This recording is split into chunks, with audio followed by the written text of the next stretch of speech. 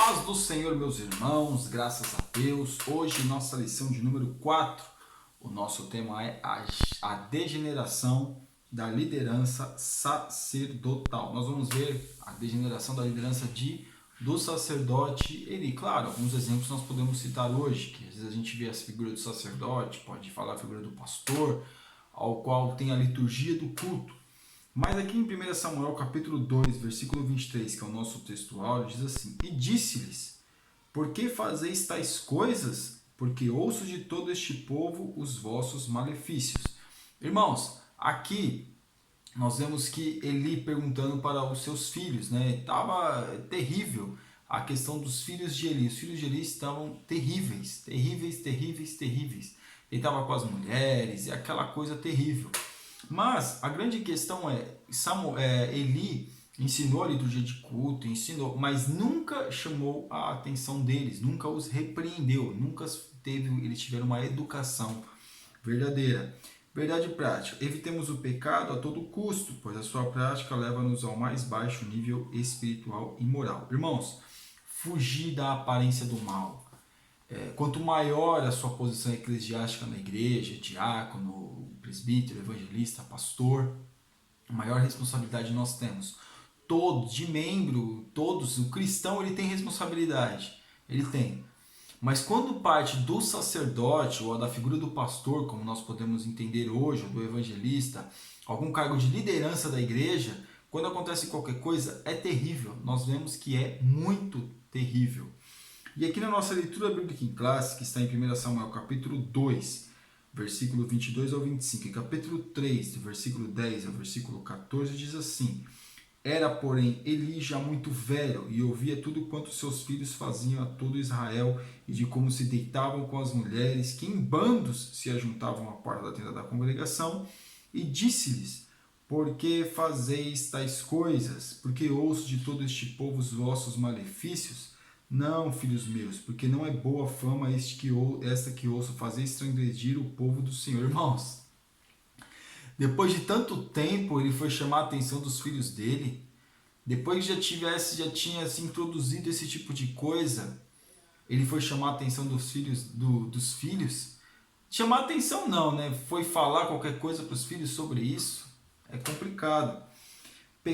Pecando o homem contra o homem, os juízes o julgarão. Pecando, porém, o homem contra Deus, quem rogará por ele? Mas não ouviram a voz de seu pai, porque o Senhor os queria matar. Por que Deus queria matar eles? Porque eles estavam cometendo abominação. E aqui nós vemos que agora que o pai vai dizer isso para o filho, agora. Então nós vemos, irmãos, que nós temos que chamar a atenção dos nossos filhos muito antes de qualquer coisa acontecer. Se nós estamos vendo que as coisas estão em perigo, até mesmo o pastor ou o líder, se você está vendo que ele está correndo em perigo, você tem a possibilidade de falar, fale a ele. Porque não adianta esperar que aconteça, que algo se canalize na mente dele, para que venha chamar a atenção que pode ser tarde. Aqui Deus já tinha decidido que ia matá-los. Em Samuel capítulo 3, versículo 10 ao 14, então veio o Senhor e ali esteve, e chamou como das outras vezes Samuel. E ele foi, e nós vimos na outra lição a chamada de Samuel. E aqui Deus chamando Samuel e dizendo para Samuel que iria fazer grandes coisas ali em Israel. E claro, Samuel seria o pivô para que essas coisas, através de Samuel, isso acabou se concretizando. Então veja que Deus ele usa homens para fazer o que? O mover dele em algum lugar, para fazer alguma coisa. E Deus ia tirar a casa de Eli e ia colocar Samuel. Na nossa introdução, o tema dessa lição é a degeneração da liderança sacerdotal da casa de Eli. Então, estava totalmente degenerado, mas infelizmente, tem muitas lideranças aí que estão toda degenerada, a família, o próprio líder, e que não quer sair da sua posição, não quer deixar a sua posição. Você vai dizer, por que Deus não mata? Porque hoje nós estamos vivendo na época da graça, e Deus está tendo paciência com esses homens. Então veja, era melhor que eles se arrependessem e fossem mortos de repente nessa questão, e se arrependessem. Porque quanto mais a gente pratica iniquidade, mais vai se enchendo a medida da iniquidade para com Deus. E aí, quando desejar se arrepender, não vai encontrar lugar de arrependimento. Porque não vai ter forças para deixar o pecado. Não vai querer, o pecado já está tão coisado na sua carne que não vai querer. Então, infelizmente hoje, não estou julgando, mas tem muita liderança degenerada, infelizmente. Tópico 1, a degeneração dos filhos de Eli. Quando não valorizamos o que Deus nos deu. Segundo o relato bíblico, ele era avançado em idade, tinha 98 anos. Seus filhos Ofni e Finéias, por seu turno, também não valorizaram a posição que Deus lhe dera. Irmãos, Deus permitiu que Ofni e Finéias tivessem a posição que eles tinham. Claro, o seu pai escolheu, tá ali, foi mais fácil para eles. Como a gente vê o nepotismo dentro da igreja, infelizmente, às vezes o filho do pastor tem que ser o evangelista, tem que ser o presbítero, tem que ser o próprio pastor, porque é filho, porque tem que ser, porque tem... Irmão, tem nada disso. Se tiver chamada para o ministério, amém. Se não tiver, não coloca. Porque esses homens, Deus permitiu que eles estivessem ali. Mas veja que eles não tinham aptidão. Ah, mas mesmo aquele que tem aptidão pode cometer pecado? Claro que pode. Mas aqui eles cometeram transgressão. Abominação. Vê que eles estavam pouco preocupados com o povo. Eles usavam a sua posição para fazer o que eles queriam. E não valorizaram aquilo que Deus deu para eles. Por quê? Porque além deles serem filhos de Eli, eles também eram tribo de Levi. Então eles tinham essa possibilidade, mas eles não valorizaram aquilo que Deus tinha permitido que eles tinham. No tópico, na parte 2, fazendo uma troca. Os filhos de Eli trocaram o Senhor pelos prazeres da vida. Irmãos, que terrível. Homens que deveriam dar o exemplo para aquele povo. Homens que deveriam ser exemplos para aquela sociedade, fizeram o que fizeram. Infelizmente hoje nós temos esses relatos. Aqueles que deveriam dar o exemplo, não dão o exemplo. Fazem coisas terríveis. E o pior, não se arrependem. Não se arrependem da sua forma. Ah, não, nossa, se vier à tona este pecado, meu Deus, vai causar um estrondo. Que causa um estrondo para que as pessoas venham ter temor. É como antigamente nas Assembleias de Deus, que a pessoa ia lá, a pessoa, sei o que, pecou, vai lá na frente e pede perdão. Ainda na igreja do Belém ainda faz, mas dizem que antes ainda de muitos e muitos anos atrás, que não é nem na minha época, a pessoa ia lá e confessava o pecado. Até aí, até tudo bem, né? Que não precisa confessar exatamente, quem tem que saber é Deus e o pastor da igreja. Mas a questão de a pessoa ser excluída, de a pessoa voltar à comunhão, isso tem que se tornar público. Porque isso causa temor nos outros. Por isso que nós vemos aqui, eles fizeram essa troca por quê? Porque não tinha temor. E tem igrejas que não fazem mais isso. Que não fazem mais, não deixam mais a pessoa disciplinada, a pessoa não precisa ir mais lá na frente pedir perdão. E aí nós vemos como está. Por isso que nós vemos aqui que as pessoas não têm temor. E aí, como os filhos de Eli, fazem essa troca. O 3. As consequências para quem peca contra Deus. Quando o homem comete um pecado, quando o homem comete um crime contra outro homem aqui na terra, há os tribunais humanos para julgá-lo. Como Paulo nos lembra em Timóteo, em 1 Timóteo 1,9. Entretanto, para os pecados dos filhos de Eli não haveria tribunal humano, pois eles pecaram direta e deliberadamente contra Deus. Então tem pecados que nós cometemos, que nós sabemos que o crente ele comete contra Deus. Um pecado de adultério, um exemplo, você não vai ser preso por isso. Você não vai ser preso. Porém a justiça, principalmente o homem, vai requerer que pague a pensão. Se tiver filhos, vai ter que dividir os bens com a esposa. Porém não vai ser exatamente julgado e condenado nos tribunais no sentido de ir preso.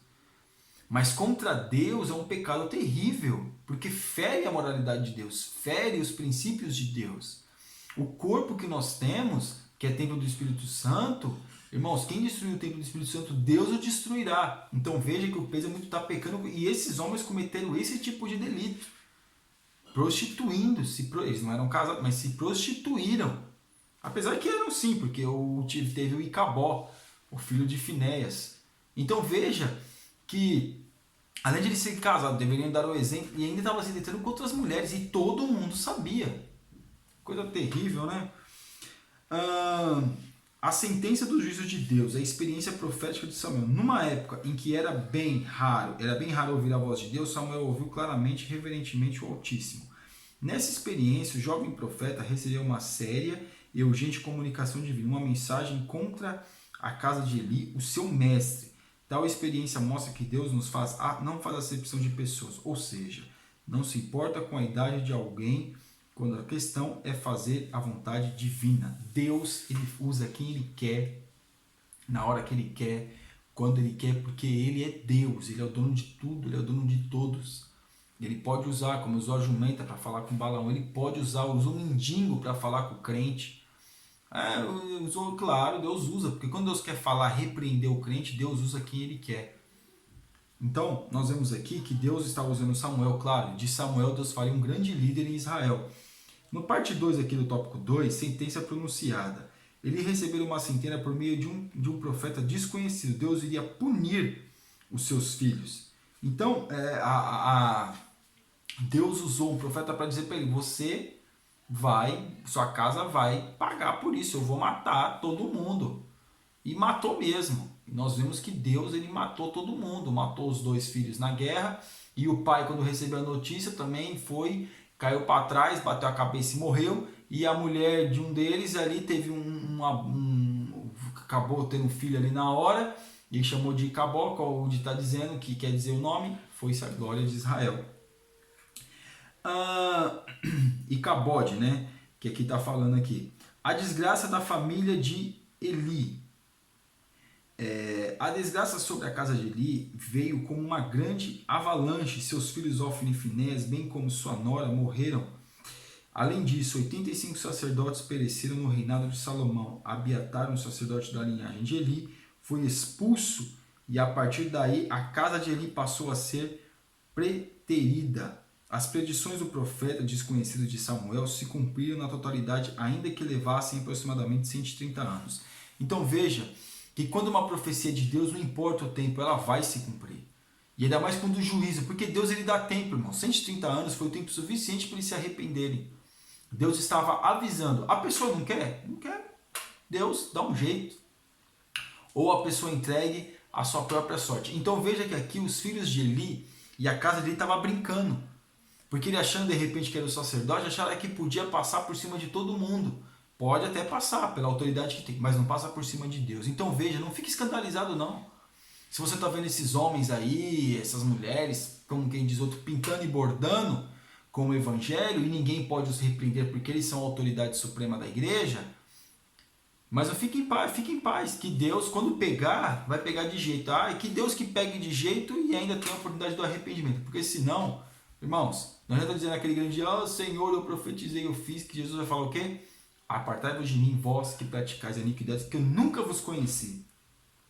Então na família de Eli teve uma desgraça. A desgraça foi que a mulher morreu, o pai, ele morreu, os filhos morreram e sobrou Icabod. Porque quando aconteceu isso, que eles levaram a arca achando que a arca era um amuleto, os filisteus tomaram a arca, e também foi um grande prejuízo para os filisteus, mas os filisteus tomaram a arca, venceram a guerra, os 2 morreram. Que desgraça, hein, irmãos? Uma família que tinha tudo para deixar o seu nome registrado na história, com um exemplo positivo.